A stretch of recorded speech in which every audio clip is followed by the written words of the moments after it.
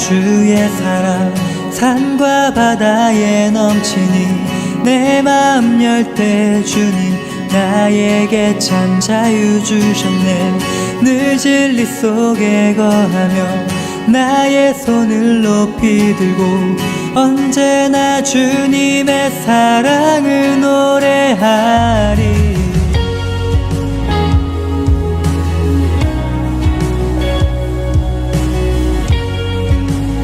나를 향한 주의 사랑, 나를 향한 주의 사랑 산과 바다에 넘치니 내 마음 열 때 주님 나에게 참 자유 주셨네. 늘 진리 속에 거하며 나의 손을 높이 들고 언제나 주님의 사랑을 노래하리. 주의 사랑 노래하리라. 영원토록 노래하리라. 주의 사랑 노래하리라. 영원토록 노래. 주의 사랑, 주의 사랑 노래하리라. 영원토록 노래하리라. 주의 사랑 노래하리라. 영원토록 노래하리라. 내가 춤을 출 때 다 비웃겠지만 그들도 주 알게 되면 함께 기뻐 춤을 추게 되리. 내가 춤을 출 때 다 비웃겠지만 그들도 주 알게 되면 함께 기뻐 춤을 추게 되리.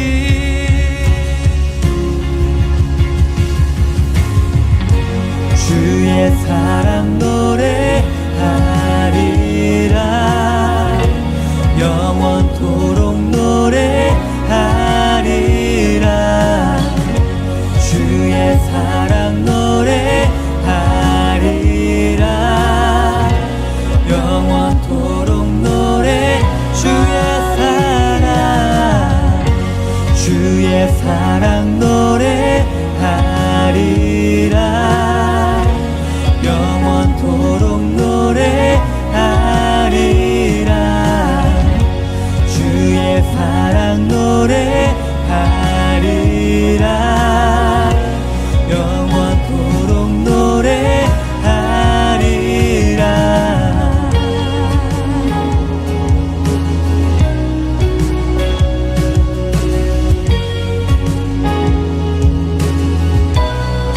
우리 향한 주 사랑,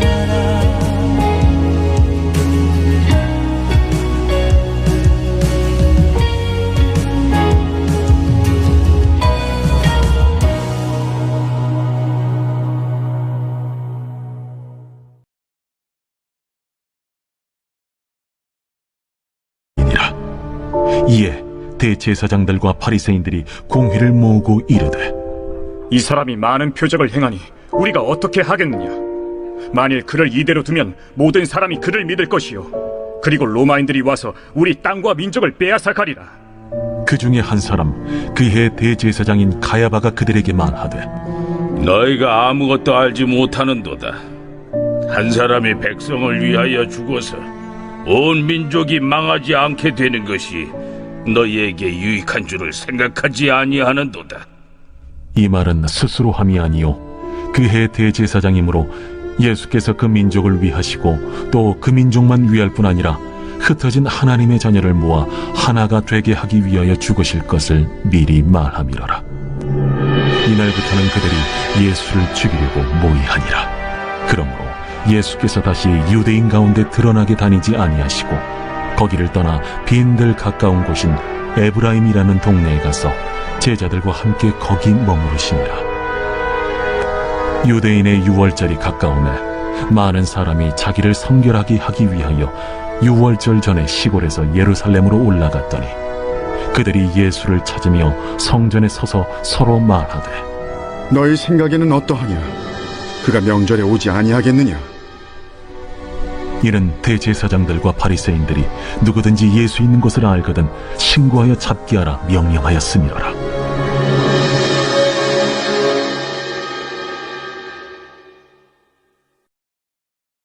오늘 우리가 함께 나눌 말씀은 요한복음 11장 47절에서 57절까지의 말씀입니다.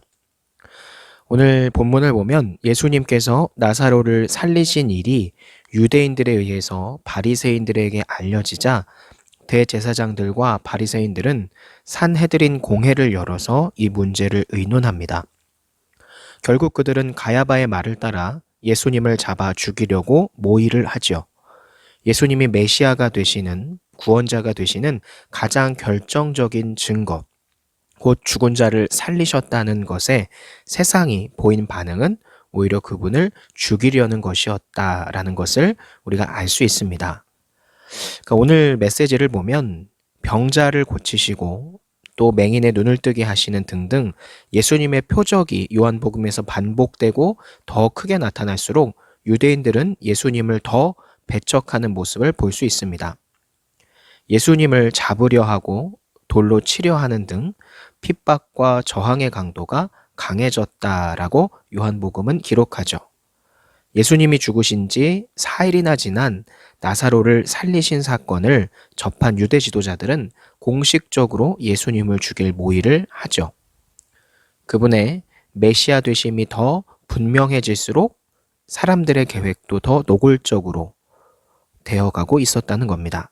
그러니까 이거는 표면적으로는 사람들의 지위가 위협을 받는 것 때문이었지만 사실은 그들의 배후에 마귀가 있었기 때문이다라고 8장 44절에도 이야기하죠. 그러니까 우리도 가장 큰 영광이 드러날 때 시험도 가장 크다는 것을 명심해야 합니다. 예수님이 부활하시기까지의 가장 큰 영광이 드러나기 직전에 가장 큰 어려움, 죽을 위기에 처하셨다는 그 사실을 통해서 말이죠. 은혜가 충만할수록 모든 일들이 내 뜻대로 다 잘 될 거라고 생각하면 오산이라는 겁니다. 그럴수록 오히려 세상의 저항과 반대와 부정적인 것들이 강해진다는 거죠. 그것은 예수님을 믿지 않는 세상의 배후에는 마귀가 있고 자신의 일에 위기감을 느낀 마귀가 그 세상을 조종하기 때문인 겁니다. 그러므로 주님이 그러셨듯 우리의 신자됨, 즉 하나님의 자녀됨이 분명해질수록 그런 확신이 있을수록 어려움도 이전보다 오히려 더 커질 수 있다는 사실을 기억하고 그때가 온다면 우리가 낙심하거나 하나님의 능력을 의심하는 일이 없어야겠죠. 당시의 대제사장이었던 가야바는 예수님을 희생시켜 모든 사람이 편해지자라고 제안했습니다. 그런데 그 제안은 그의 의도와는 다르게 실제로 주님이 행하실 구속 사역을 말하는 겁니다. 그러니까 사실은 악한 의도조차도 하나님의 뜻을 거스를 수는 없는 거죠. 가야바라는 인물, 당시의 바리새인과 같은 사람들이 예수님의 사역을 방해하고 죽이려 했지만 오히려 하나님께서는 그런 것조차도 오히려 하나님의 뜻을 이루는데 사용하시고 그렇게 바꾸어 가셨다라는 겁니다. 그러므로 어떠한 악한 것도 이런 하나님의 뜻을 거스를 수 없다는 거죠. 하나님은 이처럼 악도 선으로 바꾸시는 분입니다. 그러므로 우리에게 만약 죄와 악과 불필요한 편견이나 술수 같은 것들을 우리가 하고 있다면, 습관적으로 하고 있다면 그것을 멈추어야 하고, 왜냐하면 그것은 무의미하기 때문이죠. 그 무엇도 선을 향하신 하나님의 크신 의지를 막을 수는 없는 겁니다. 그렇기 때문에 여러분들도 아무리 악한 상황이 와도 하나님께서 이것을 좋은 것으로 바꿔주신다. 하나님께서 이것을 더 뛰어난 것으로 인도해 주실 것이다 라는 믿음을 가지고 살아가는 우리 성진교회 중고청이 되기를 소망합니다. 기도합니다.